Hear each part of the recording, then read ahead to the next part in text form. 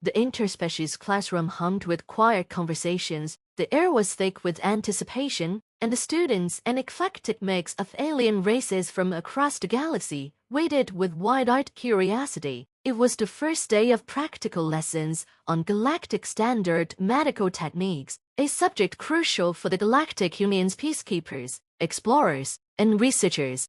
At the front of the class stood Professor Jiran, a tall, elegant Nixian with shimmering blue scales and a calm, measured demeanor. To her left, standing rigid and serious, was a human, Lieutenant John Carter, a representative from the Deathworlder species known as humans. He had been invited to share unique insight on survival and emergency medicine.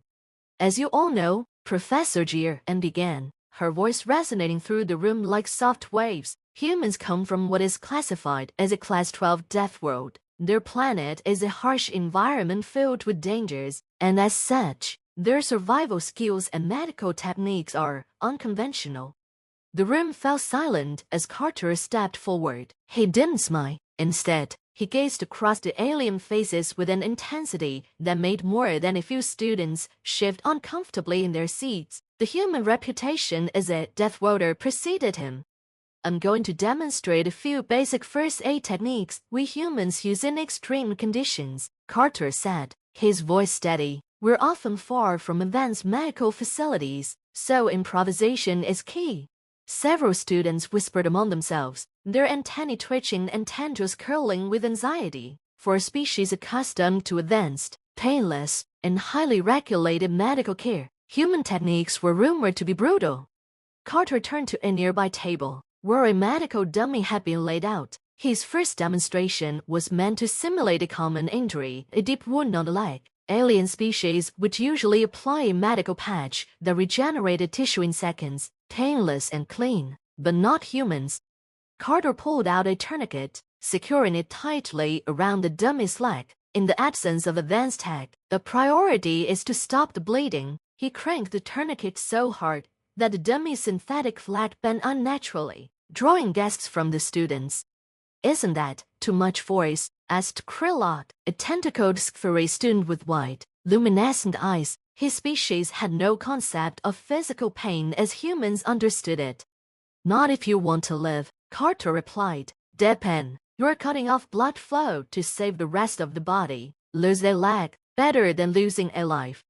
Some of the aliens recoiled in horror. The idea of losing a limb was unthinkable for many of them, given their species' advanced regenerative abilities. Next, Carter moved on to a fractured arm. Instead of the sleek bone-knitting devices commonly used by most galactic species, he picked up a rough splint and some cloth strips. When you don't have a medbay nearby, he said, wrapping the cloth tightly around the splint, you do what you can to stabilize the injury. It's going to hurt, but it's better than letting the bone shift and cause internal damage. A few students flinched visibly. To them, the idea of enduring pain during medical treatment seemed like barbarism. Their medics used advanced nanobots or painless injections to handle even the smallest discomfort. The concept of enduring pain for the sake of survival was alien to them, literally. The final demonstration was where the real shock began. Carter simulated a battlefield scenario where a person had stopped breathing. Instead of placing the dummy in a high-tech respiratory chamber, he knelt beside it and began chest compressions. The forceful, rhythmic pressing of his hands onto the chest made the students wince. Humans use CPR to manually keep blood flowing to the brain until medical help arrives, Carter explained, his voice calm but firm. It's crude, but it works. The room had fallen into a stunned silence. The more delicate species, like the avian cherry, were visibly horrified. To them, the thought of physically pumping someone's chest seemed brutal, even violent. They used soft tissue regrowth techniques or simple, painless injections that worked within seconds. One student, a hulking axolotl with thick, scaled skin, raised a hand. But isn't there a faster way? Something that doesn't involve breaking ribs? Carter glanced at him. Maybe, if you've got a medbot on hand, but in the wild, when you're out there in hostile environments, there's no time to wait for the perfect solution. You do what you can with what you've got. The axolotl scales flushed a deeper shade, showing his discomfort. We don't experience such urgency. Not like that. That's because you haven't had to, Carter said with a slight shrug. Humans come from a place where nature is constantly trying to kill you. You learn to fight back with what you have. This isn't about perfection, it's about survival. Professor Jian, who had been watching the demonstration with quiet fascination, finally spoke up. I believe this is an excellent example of the cultural differences between species. Humans, due to their environment, have evolved to prioritize immediate survival. It may seem extreme to us, but it has been highly effective for them. The alien students Saturday in a dazed silence, absorbing the reality of what they just witnessed. Their preconceived notions of medical care precise, painless, and instant had been shattered. The Deathworlder techniques were raw, unrefined, but undeniably practical in their harsh efficiency. Carter stood, surveying the room. In the field, it's not about what's easy, it's about staying alive, and sometimes that means doing things that aren't pretty. A long silence followed his words. Slowly, hands and appendages began to raise, questions forming in the students' minds. The initial shock was wearing off, replaced by curiosity and, for some, a newfound respect for the Deathworlder's resilience. As the questions poured in, one thing was certain. The aliens would never look at human medicine or humans themselves the same way again. The shock of Lieutenant Carter's first demonstration had barely settled when the class reconvened the next day. Despite their initial discomfort, a palpable curiosity lingered in the air for many of the alien students. Humans had always been a strange anomaly, tough, aggressive, and fiercely independent, but after seeing Carter's practical survival tactics, they now saw them in a new light, as survivors of one of the galaxy's most dangerous planets.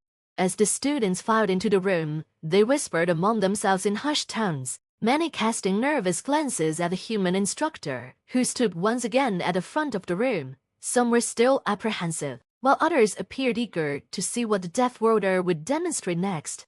Professor Jian, ever the composed and serene presence, raised a hand to silence the murmurs. Today, we continue our study of human first aid techniques. Lieutenant Carter will be demonstrating advanced survival tactics used by humans in situations where no medical resources are available. Carter nodded, stepping forward. Today's lesson is about improvisation, he said. When you don't have medical supplies, you have to make do with whatever is around. That's the core of human survival tactics. We're going to look at a few scenarios where you might be stranded without equipment, and I'll show you what we do. This time, the students braced themselves, expecting more unsettling, makeshift techniques, but what they didn't expect was just how far the human was willing to go. The first scenario involved a broken bone, not an uncommon injury, especially on planets with rugged terrain or hostile wildlife, but instead of the standard bone-laying gels or medbots, Carter laid out a scenario where those options were unavailable. For humans, if you don't have a splint, you have to get creative, Carter explained. He picked up two sturdy tree branches from a table. Clearly not standard medical supplies. Out in the wild, you use what you can find. These will work as a temporary splint. He deftly tied the branches around the dummy's arm with strips of cloth, securing them tightly. The students watched with rapt attention, having grown accustomed to the human's unconventional methods. But what about internal damage? Asked a feathered cheery student, her voice quavering slightly. Your methods seem harsh. Couldn't this cause more harm? Carter didn't miss a beat. If you're out there, alone, your first goal is stabilization. You're not trying to heal everything immediately. You're trying to keep the person alive long enough to get real help. That means tough choices. Sometimes, we have to risk a little extra pain or damage in the short term to prevent something worse.